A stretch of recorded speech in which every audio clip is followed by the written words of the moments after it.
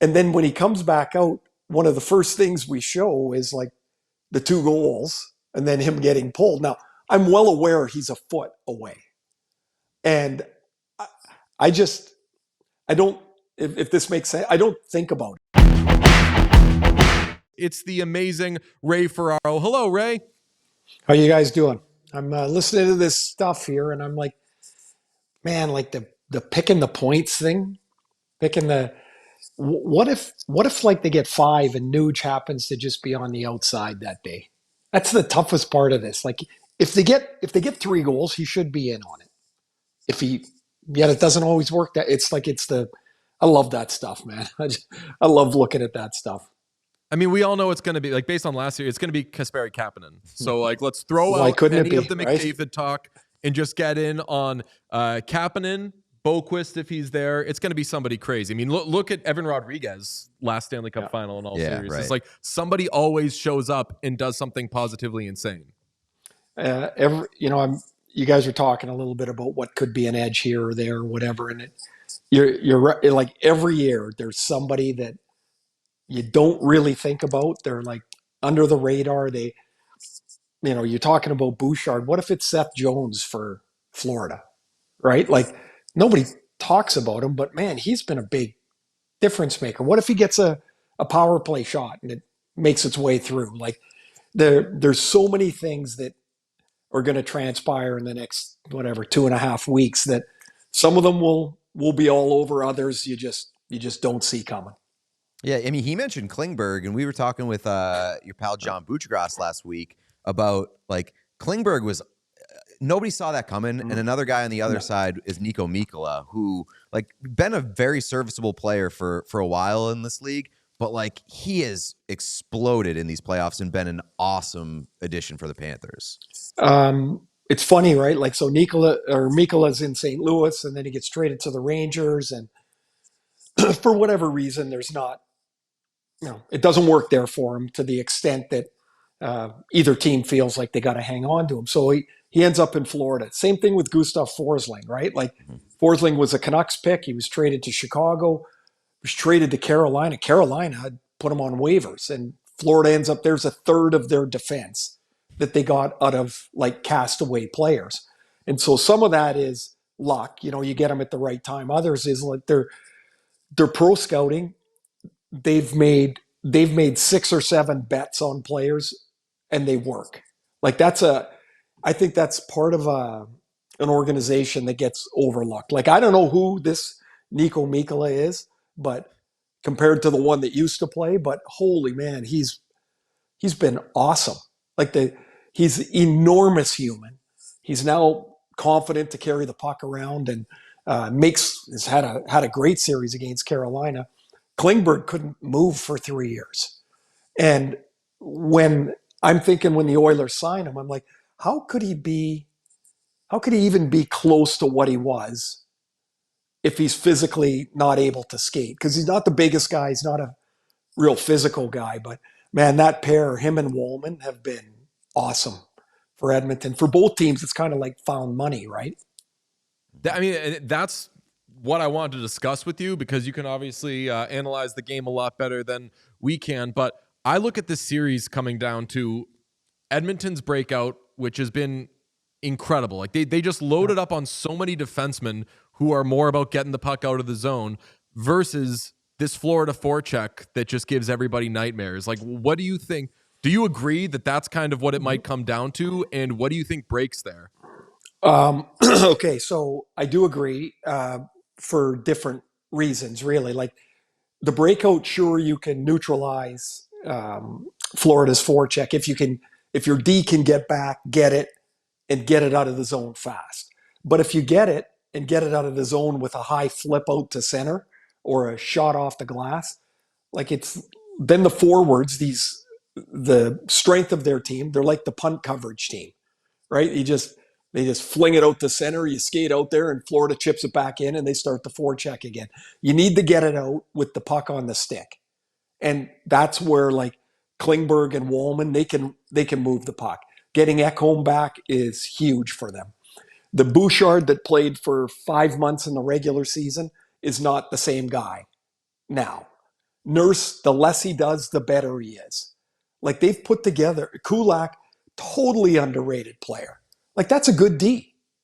And I don't know that you could have said that, in past years. I mean, sure I'm pretty sure they'd still like Philip Broberg, but adding two veterans to break the puck out and break it out on your forward stick is, I think, critical in the series. Florida, though, they if their first forechecker doesn't get in, they don't really forecheck. Like they're more patient, I think, than they appear. Like if the first guy's not in, they don't pinch the D. They don't race in with the second forward. It's a really well coached, really disciplined team. I think nobody breaks it to any extent that it's a domination one way or the other. In my mind, this series comes down to who can control the longest stretches of a particular game. Because both teams, I really don't have a favorite in the series. I don't know really how you could. They're different, but they're the same. I think both teams are better than they were last year. And I really don't see anybody really carrying the play for a long stretch of time. Yeah, I think we're all in agreement that they're better this year than they were last year. Do you see any like real noticeable differences on either side that may tip the scale? Yeah, Florida's third line. I think that's a problem for Edmonton. Last year they had Tarasenko with Luosterainen and Lundell, and Tarasenko's not the player effectively that Marchand is right now. And so last year they were hoping that line could get one goal in the series. Like that's what they were looking for from Tarasenko. Just could he get one goal? And I look at that line now and I'm like, not only can they match up, like Lundell can play against anybody. That kid is a good player. But now that they score, that's a problem. Without Hyman, and that elevates Kane up the lineup, is Edmonton's third line or whomever they're going to play against them, is that going to be able to not be in a Florida advantage? And right now I would lean to Florida advantage there. I think that is a positive. I think the special teams will get washed out. Florida's penalty kill is so good. Edmonton's power play can be really, really great.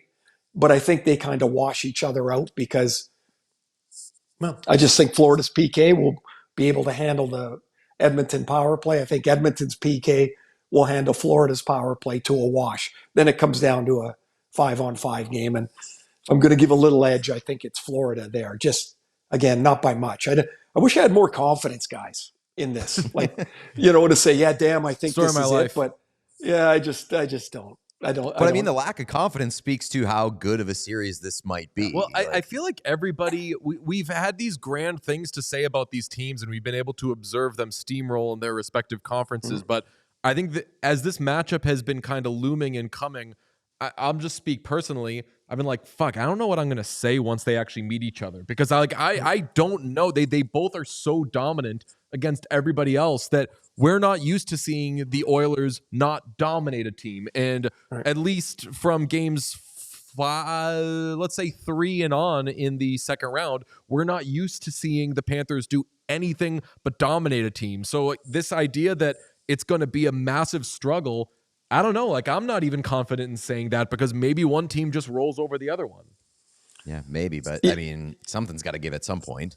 But don't you like? So if we go back to last year, right? If you remember the game-winning goal, like the series-winning goal, Kulak, yeah. That puck is on the goal line in the Florida net, and Kulikov swats it off the goal line. On the same play, Reinhart scores. And so, like, that series turned on one moment. Mm-hmm. And I kind of feel like there's, like, why would it be any different this year? Like, what? And that's where I get stuck on this series. It's like, I don't see anybody controlling the series. I don't see it. Like when I just did that Dallas series, right? And in games 2, 3, and 4, Dallas scored 2 goals. Like Edmonton just strangled the series. And I just don't see that happening right now. You, at the end of that series, gave us one of our favorite moments of the postseason. I don't know how it felt for you, but you sitting beside poor Jake Ottinger, and we have all of our thoughts on what went down there. But what's it like for you in that moment? Are you, like, it didn't seem like you had started to whisper or anything. Like, do you change what No. you do? How do you handle that moment? You know what? One of the best pieces of broadcast, well, really one of the only ones I got when I started doing games, 20 plus years ago, was never forget how hard the game is. And I'm like, oh, I said, oh yeah, thanks. And then I started to think about it, and I'm like, damn, the game is hard.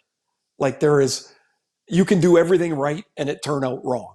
So when I do a game, I think my only way to do it is to be as honest as I can, like with what I'm seeing, and I judge the act, not the actor, right? So I talk about the play, not so much the player. So when Ottinger got pulled, he went back to the locker room. The goalies go back there, they put their hat on, they kind of like regroup a bit. And then when he comes back out, one of the first things we show is like the 2 goals and then him getting pulled. Now, I'm well aware he's a foot away. And I don't, if this makes sense, I don't think about it. I just like, I'm going to do my job. And I hope to hell he knows that I'm being fair, that I'm being honest. Because at some point in there, I remember saying like the franchise goalie's sitting right here. I think he's a tremendous goalie. I understand why they pulled him, but I thought they were going to put him back in. My gut told me he was going to go back in after the first period. And at that moment, I don't know that DeBoer's going to bury him in the press conference either. Right? Like I didn't agree with that at all. Like however they've got to mend that fence, that's not like a one conversation thing unless Ottinger makes it that. Right? Like unless he goes, yeah, fine, forget it. We're not going to talk about it. It's not super comfortable talking about a player while he's sitting there. 100 years ago, Alex Edler's playing for Vancouver. They're in LA. He has a first period that is like, it couldn't have gone worse for him. Like he shot a puck over the glass. He had a puck deflect in off him. He fell down a couple times. So we put this pack together for the start of the second period. So the Canucks come out of the dressing room to my right, and Edler just comes, he's first guy out, and he just comes sliding down the bench, right, down to the first spot. And he looks over, there's no glass between us. And he goes, oh, is that me? He looked over because he could see him on there. And I go, yeah, it's not good. And he just kind of shrugged his shoulders. And then honestly, I botched that pack. I was rattled that he knew it was about him because he was kind of leaning in, watching all the crap of the first period, right? And it's the best place to do a game, I think, by far. I just love it. But there are times, and when Jake was sitting there, it's uncomfortable for sure, man. I'm talking about him, and he's sitting right there. So I did want to clarify. So you've got the monitor right in front of you. So when you say that they are showing the last 2 goals, Jake's sitting there next to you, and he can see clear as day, well, this is about me. Oh, absolutely. Like when the goalie sits there, right to the left is the bench. Now they're sitting on a stool, right? And I mean, he's 6'5" or whatever he is. So he's a big dude anyway, but they can't see down in the corner. Like I can lean out a little bit and see. They can't do that. So some of the games, he's just watching it on the monitor in front of me. And so when we go to the highlight, I mean, there's a whistle. There's nothing to watch. So he's just watching to see what the highlights are. And oh yeah, guess what? It's you again. And I wanted to tell him, I'm not picking this, right? I'm not saying, hey, let's show Jake give up 2 goals again. Like it's not necessarily my choice, right? We're trying to tell the story to people that are coming to the game late. Like some people might tune in and they're like, what the hell's Casey DeSmith doing in there? And you gotta tell the story, right? Yeah. I mean, we did want to ask you too about one of our favorite things was at the beginning of this season. Yeah. Beginning of this season when ESPN opened up the season, you worked what, two games? Yeah. 3 games? Same private same jet day? You got private jet. What was the jet like?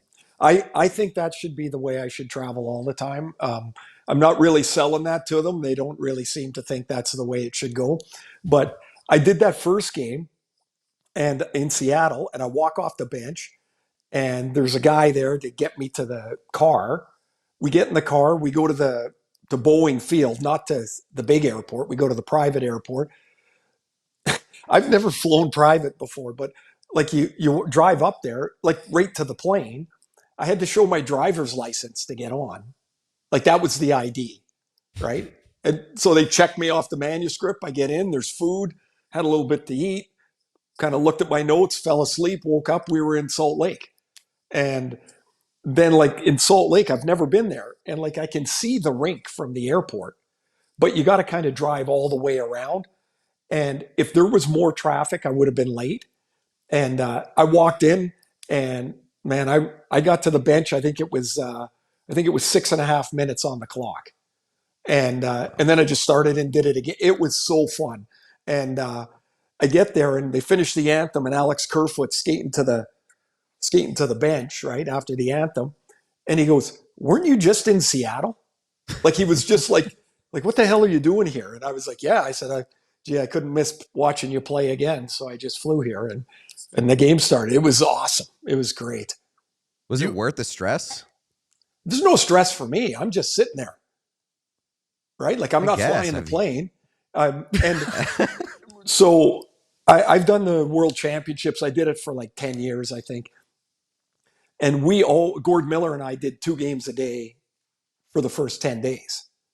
So like 2 games in a day is, I mean, you do your prep in advance. I knew who the games are. It's not like they drop the games on you, right? So you're prepped kind of, and the other thing is first game of the year, like nothing has happened. You don't have to refer to 2 weeks ago. They're like 2 weeks ago they were in training camp. I did 1 year.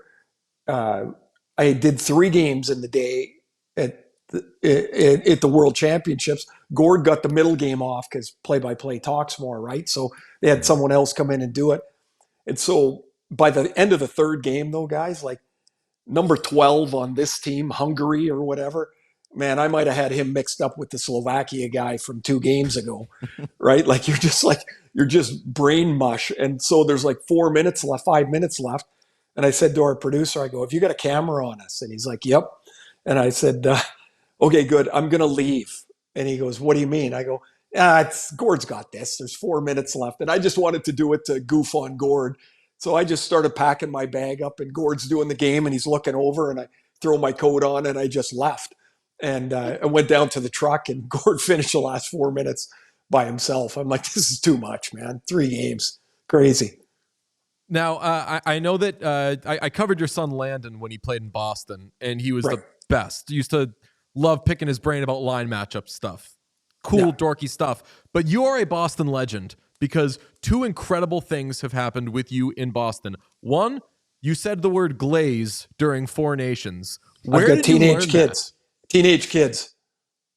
That was the best moment of 4 Nations. We were at the game too, and we're checking Twitter between the periods, and we're like the word glaze is everywhere. Like, did somebody say glaze during the broadcast? And it was Ray Ferraro. That's the best. They're horrified that I'm going to use some of the other stuff that they say, that like the teenagers say, but they give me a few things, and I don't even know, like, that's obviously not a term that I'm using all the time. And I'm like, when I said it, honestly, guys, like sometimes I'll say something and go, that was pretty good. Like it just comes in to the tumblers. And sometimes I say something and go, oh, that was pretty shitty. You know, like that didn't come out anyway. And so when I said it, I didn't even really think about it. And then I look at my Twitter at the end of the night, and I was like, oh, that was interesting. But I got it right? Like they were Oh impressed. no, you used it right. Yeah, they were impressed. So I was like, I was like, well, keep feeding me. So one of them's 18. He's actually a high school senior, and he's going to Penn State to play soccer in the fall. So we're pretty pumped for him. And the other one's a 15-year-old, and he's going into grade 10. So they keep me kind of on it a little bit. Do you know what skibbity toilet means? I do not. Should I? Me neither. My nephew is 6. He just says it all the time. Skibbity toilet. Skibbity toilet. Well, I'm put it this way. Since I don't know, I'm not going to use it in the game and find out that way. Because of course, smart, people like to help out, right? They love to help out. The other Boston thing, and this one's tougher because we actually don't know if it's like confirmed you, but at the end of one of Todd Angilly's anthems, he's on the ice and he's doing his whole thing and he's doing his twists and his points, and a hot mic with a certain distinct voice said, "Get off the ice." Was that you? I cannot confirm nor deny, but I will say this. There is not an anthem singer alive that I don't want to go faster. Would you prefer the no anthems at all? Yes. I don't. It's like, no, it's not. I guess there's energy to it. I mean, I guess they are. And there's lots of them. And Todd's one of them. Like, they're good. Like, they're good at what they do. But if we went out there and they skated around and blew the whistle and we started, I'm a fan. I didn't like it when I played. I was like, can we get going? I can't imagine the people watching the game are like, oh, we can't play this game without the anthem. No, but yeah, it's part of it, right? I guess it's part of the show. But what I was doing was I was saying it to my producer, and somehow I don't know how guys, I'm the least technical savvy person you could meet, and I don't know where the audio goes or whatever, but that is not specific to anyone. That is for all anthem singers. Please go faster, and if we don't have them, I'll be just fine too. It is funniest though that it happened with him because he like really does like to ham it up. So it was just so perfect that like all the showmanship and the pageantry. Well, you remember like, Rennie? All right, let's Rennie move it along. You remember Rennie Rancourt, the guy before him? Oh my God, we'd be like, how many fist pumps is he going to have here? Because we can't start till they get the carpet off. Yeah, right. Did you ever have the pleasure of catching one of his holiday specials? Yes, Christmas time. Yes, on the bench. That was a real scene. From the dressing room, you could hear it. Right, he'd sing Christmas carols out on the bench. Oh yeah, and he's like hopping around and leaping. Oh, I never saw them. I never saw in action. I never did see that. I just heard it. Getting about 40% of the words right is truly a Christmas miracle. Okay, hang on. If you were singing Christmas carols, how much would you get right? I don't think I'm over. I'd be maybe 56%.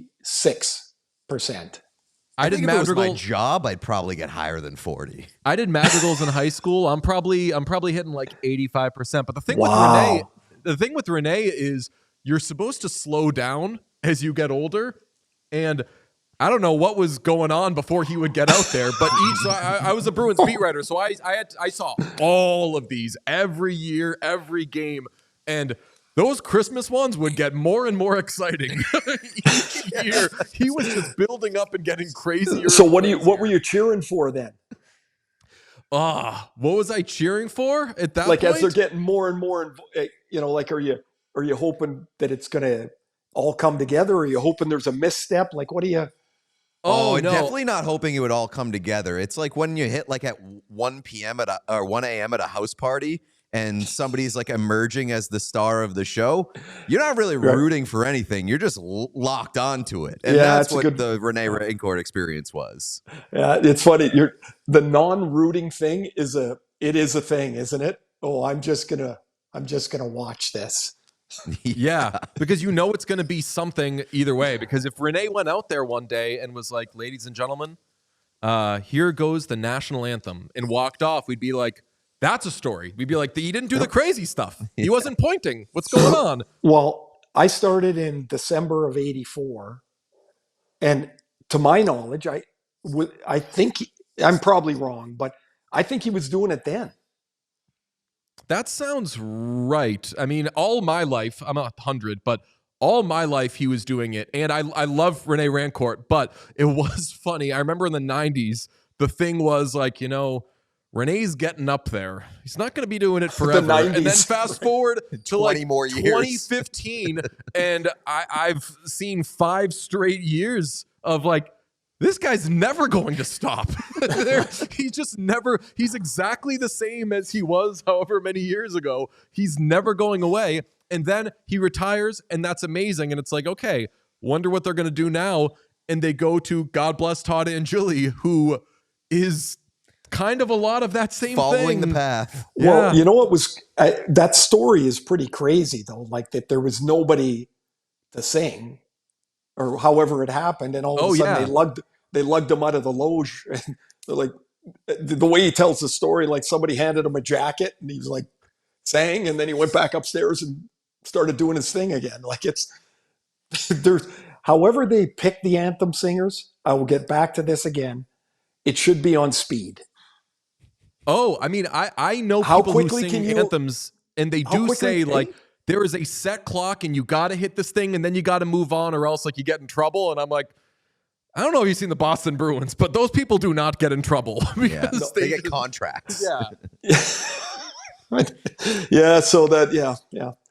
There's been a few of those things in 25 years for sure. I'll tell you, you must have loved the Stars, the person who was doing the Canadian anthem for the Stars. No respect. She was flying. Yeah, she was like, 51st state move. Like, yeah. No, she's been doing that a long time. Selena is her name. And I mean, as far back as I can remember in that building. And she's out there to move it along. Yeah. Mm-hmm. For sure. And like she gets both anthems in there. I'm telling you, that's under 5 minutes. And that's the changeover between. And I'm like, that's how you do it.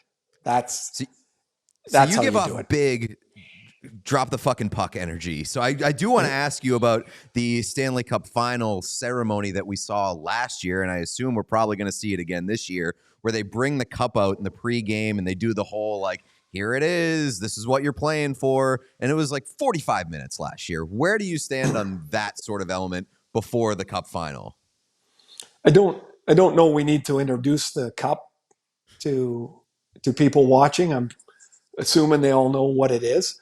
I do think it would be, I'm just thinking of this now. It would be pretty cool if the cup, when the teams come out, if the rink's dark and the cup is spotlighted and the teams come out and they do their thing. And then when they go to get to their benches, they have a historic figure, a prominent figure from each team, take a ceremonial face-off or a handshake in front of the cup or whatever, gone. 2 minutes. And I think it would look awesome. The building would go wild. And this is the cup. We're playing for it. These are, it could be Roberto Luongo, and I mean, the Oilers have 57 guys that it could be. And, Gretz will be there for, I assume doing some TV, or Mark Messier will be there, or, somebody like that, shake hands in front of the cup that's under the spotlight, and it's time to go.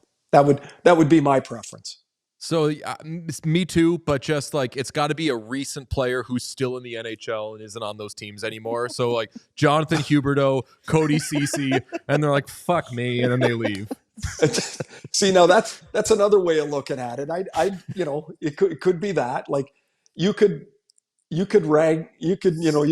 cull up a couple of guys that you'd send people scrambling to their hockey DB to go like, did he play for them? Like you could easily do that. That would be so good. Find great. Someone who played like half a season, was picked up on waivers, and they're like, that guy was on the... Make it a real puck doku kind of thing. You know who they could do for the Panthers would be Witt. Yeah, that would confuse everybody. Bring out Witt, like Mr. Oilers. Split Be like, jersey. remember, he was on the Panthers. Yeah. And then that's that. Actually, Witt could get a rousing ovation in Edmonton if he came out for the Panthers. Would you do it? You were the Oilers color guy. Would you take that face off? No. God, no. I don't. This every broadcaster probably says this, but I don't care who wins. I don't cheer for anybody. I I go do my job and I love it. I think I'm the luckiest. It's the frickin' best, guys. But I don't care who wins because if they do win, my name doesn't go on the cup. Nobody gives me a ring like that. Yeah. You just do the game and you try to do it with enthusiasm and energy. And but I'm not. I mean, I'm an alumni of 6 teams, a couple of them that don't exist anymore, and which is really something. So technically, I played for 4 teams, not 6. But I'm not going. Yeah, they don't. Nobody needs to see me out there. Is ESPN training you in VR this offseason? Because they're No, really trying to make VR a thing. It is kind of interesting. I think there's where it is now and where it's going to go. I'm sure 2 completely different things. I've worn a VR headset once. My grandson got one, and I put it on at Christmas, and I was going down like a bobsled thing, and by the end of it, I had to like lift it up. I'm like, I'm going to puke here. I could not take that. I was so discombobulated. And of course, he's in there and he's doing like, whatever they're doing, their fighting thing and all that. He's punching stuff and he takes it up and he's got 8-year-old equilibrium. I'm like, man, I got to sit down here. So I don't think, no. So to answer your question, I don't think I'm a VR candidate. I think the only thing that would have made that moment more frustrating and exasperating for Jake Ottinger is if you were wearing a VR headset and like loudly talking about it, like, okay, see now I'm going to be Matthias Janmark, and it's really easy. I'm just gonna do this. What an easy goal! You know what And would he's have been like, awesome? Honestly, what would have made, if I'm wearing that and doing that, as ridiculous as that seems, if he would have just reached up and just like swatted it off my head. And now I'm standing out there like, I don't even know what the hell's going on. I don't think anybody would have blamed him in that moment. Oh, no, nor would I. I didn't say one word to him. Like, oh, really? no, not one word. That there are times like spare goalies are the best, right? They got lots of time. They're like usually pretty chatty. But that was not a time to say anything. So he just sat there. I just sat there, and that was it. Well, this has been a scintillating conversation. Like when Pete says we've wanted to have you on all year, like, not kidding. We've been trying to. We haven't known. We're like, do we ask Butchergrass to ask him for us? And is that mean to Butchergrass? Like, don't ask him. He's an idiot. Just reach out. Like just reach out. He's busy doing like whatever it is he's doing, and now he's on the golf course, and he's a deep thinker, as you guys know. And oh yeah, so I can't get that deep about too much. I can't. My brain just kind of goes, nope, you're not there yet. So I move it along. So just reach out. It's yeah. I mean, the worst is I can say, "Not go fuck yourself," but that probably wouldn't happen. No, if anybody said that, I actually do think my last text with Butchergrass was him saying, "Go fuck yourself." I forget what it was about, but that's I think we always earn it. Like whenever somebody says "Go fuck yourself," I'm never offended. It's like, yeah, probably due for that. I would say that if people haven't told you to do that, you're not getting it right. Exactly. I mean, even in your life, like if you're playing golf and one of your golf partners doesn't tell you that, then you're not needling them enough. You need to get on it. There you go. I love it. Exactly. Ray Ferraro, thank you so much, man. You are the best. You killed it all year. You always do. Thanks, guys. Like I said, I love it. I'm really excited to be on holidays now, and I'm gonna watch. We'll watch, of course, but it's been another great year. I mean, I'm lucky to do what I do. So thanks for having me on. Are you a cottage guy? No, golf. Okay. I am. I'm going to hang up here. I'm going to get my shoes on, and I'll be on my way to the course and play 4 days in a row this week. And then my back will tell me that'll be enough for this week, and then I'll start again next week. Oh, what a dream. Hit him straight, my friend. You're the best. Thanks, guys. Take care, Appreciate it. We all silly like the mayor.